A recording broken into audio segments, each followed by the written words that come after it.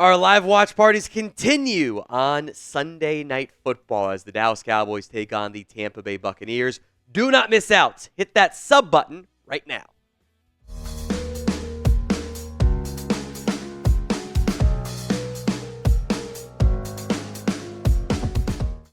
The Dallas Cowboys hosting the Tampa Bay Buccaneers on Sunday Night Football, a game to likely keep their playoff hopes alive. What's going to happen to the Commanders-Eagles game?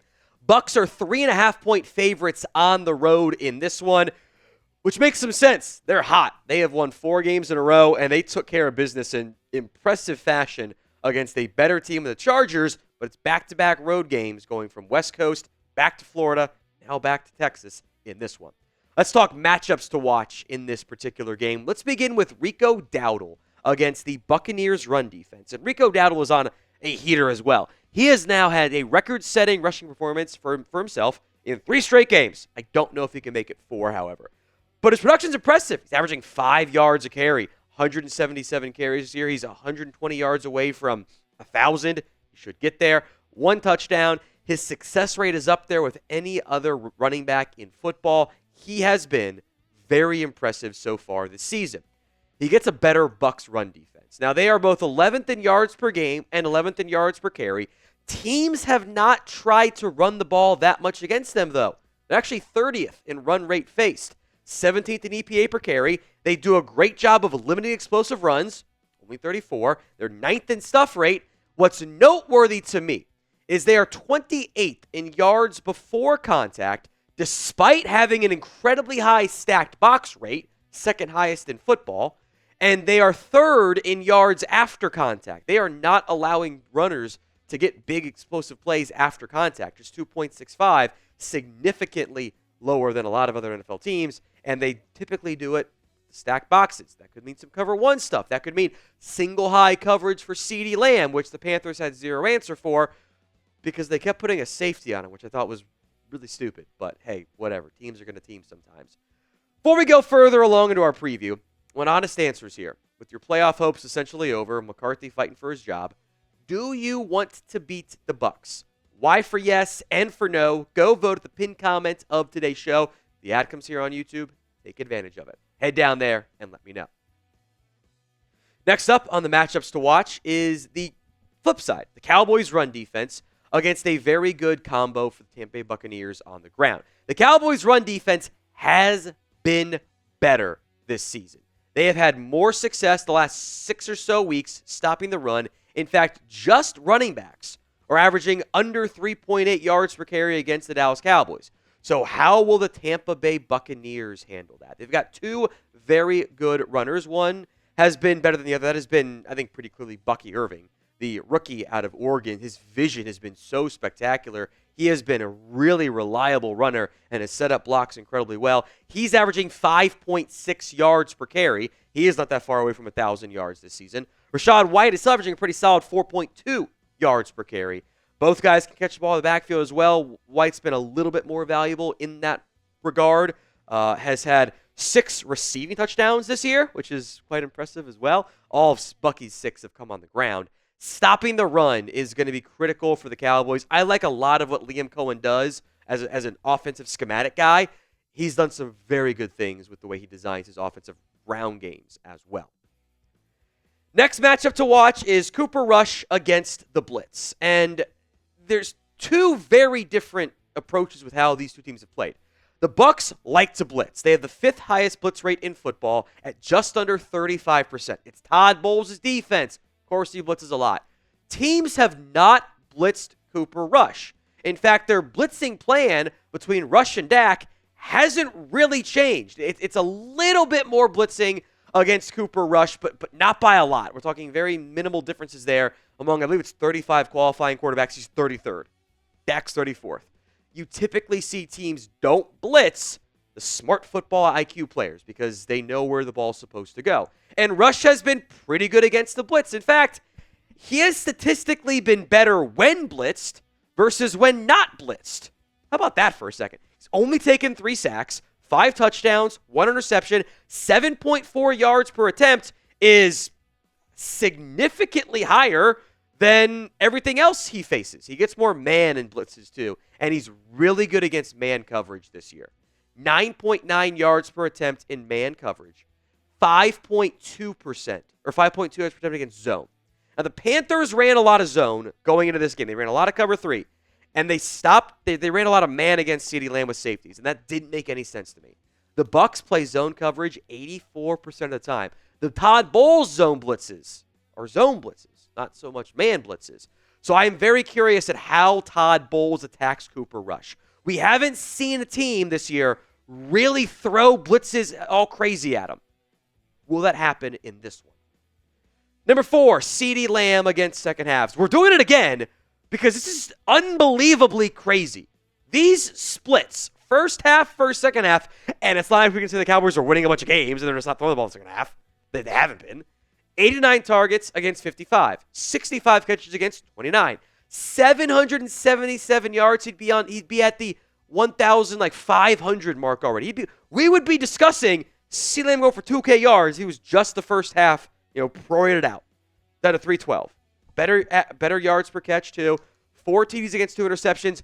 I don't get it. I don't understand how this keeps happening. How is it so consistently Lamb can't get going in the second half? It's not just the quarterbacks. It was Dak and Rush this year. Was kind of that way last year. Remember the Dolphins game? Was feasting, and they stopped throwing him his way. I don't think they're great at adjusting.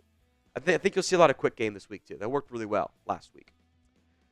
Today's show is made possible by Prize Picks, the best place to get real money sports action with over 10 million members and billions of dollars in awarded winnings. Prize Picks has made daily fantasy sports accessible to all. You just pick more or less on at least 2 players for a shot to win up to 1,000 times your cash. Run your game all season long on Prize Picks, America's #1 daily fantasy sports app. Make the holidays bigger and brighter with Prize Picks. This holiday season, they're going to give away 2 free picks in December and $30+ million in rewards during Pixmas. Here's my Sunday Night Football Prize Pick slate. I am once again consulting with our boy Jack Lauderay. He has been very successful. I think he is kind of insane for picking more than Cooper Rush 2.5 yards on the ground. But the Cowboys also can't stop calling the read option play with Cooper Rush. So if they do it again, it's also only 2.5. It's 1 scramble. I do like the Lamb more than receiving yards. I like Bucky more than rushing yards as well. I'm doing the flex play because I don't fully trust Jack on that one. But he's been on a heater. Download the Prize Picks app over at prizepicks.com/CLNS and use code CLNS to get $50 instantly after you play your first $5 lineup. Link will be in the comments section and the description of today's show. It's prizepicks.com/CLNS.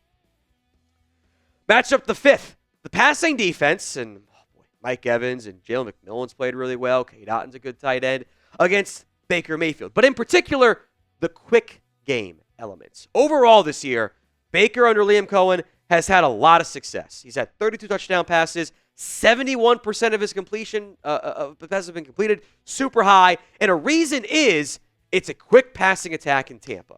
Under 10 air yards is 70% of Baker's passes at his 5th highest in football. On those under 10 air yard passes, the Cowboys allow the most yards per catch in the NFL, or yards per attempt, I should say, 6.9, and the 6th most yards after catch at 6.4. Haven't been a great tackling team. And in particular, on just all throws under 2.5 seconds, Baker Mayfield has 16 touchdowns against 2 interceptions. On throws over 2, and it's about a 50-50 split, by the way. On throws over 2.5 seconds, it's 16 against 12 interceptions. Make Baker hold the ball, and good things can happen for you on defense. Let's talk players to watch. Number 5, Osa Odighizuwa, who has been very productive the past few weeks, and I would like to see it continue. We spent a lot of time on him earlier this week. Won't spend too much time here. I want to see him have a good game against a gettable interior of the Packers' offensive line. Number 4 is Terence Steele. Now, look, part of this conversation is the Cowboys' offense is just trying to get the ball out as fast as humanly possible. Rush does not like pushing the ball downfield. He's not very good when he does it in most cases. That's why they've kind of dialed it back. It's been a super quick strike offense. And that's a factor in why Terence Steele's had 0 sacks in his last 4 games. In fact, he's had 3 pressures in his last 4 games combined. Ball's out quick, makes life easier on your offensive lineman. All of those things are true. His run blocking has been really good. That's a reason why your run game has looked better as well. Much tougher test against the Bucs than non-Trent Hendrickson Bengals and a bad Panthers team, etc. Now, right now, because I think there's a right answer here, what side of the ball do you trust more? O for the offense, D for the defense. Let me know in the comments of today's show. Number 3 is not, I'm cheating here. It's TB-determined third corner. Trayvon Diggs, obviously on IR, will not go. Deron Bland will be cornerback number 1. Jordan Lewis is cornerback 2 and nickel when they're in 3-corner sets. So who's your third corner out there when you go to nickel with a Bucs team that is not afraid to play nickel and do 11 per personnel? Amani Oruwariye was starting last week. He got benched. They called up Andrew Booth from the practice squad. As of right now, has not been made official. You're going to have 2 open roster spots. I would bet Andrew Booth gets one of those. But as of filming, not official. I would expect it to be the case by the time this video goes out, but we'll see if I'm dumb or not. That would be an option, which is kind of full circle. I kind of want to try Israel Ukwamu. You got Kamon Hall, but he's viewed as a nickel. What did the Cowboys do at corner? We'll find out soon. Number 2 player to watch. How about Jake Ferguson, who has been MIA? And frankly, a bit of a disappointment this year for Fergie. I think he'll tell you that too. Injuries have been a factor in this. I don't think he has the same chemistry with Rush as he does with Dak, which that happens sometimes. But 424 yards at less than 9 yards per catch with 0 scores has been a pretty big disappointment. I want to see him get going at some point. Give me some confidence for next year. Now, with 0 TDs for Fergie, is this the week? Who scores the first touchdown for the Cowboys? Get those predictions in the comments section right now. Final player to watch. Let's run it back with last week's number 1 player, Marist Liufau. He was very impactful. I saw some things to improve on, make no mistake about it, but also some good things. The peanut punch stands out. He had a really good, from backside to strong side, making the play in a run support, fill effort. I like that. I keep starting him. Keep showing progress because you're going to need him in 2025.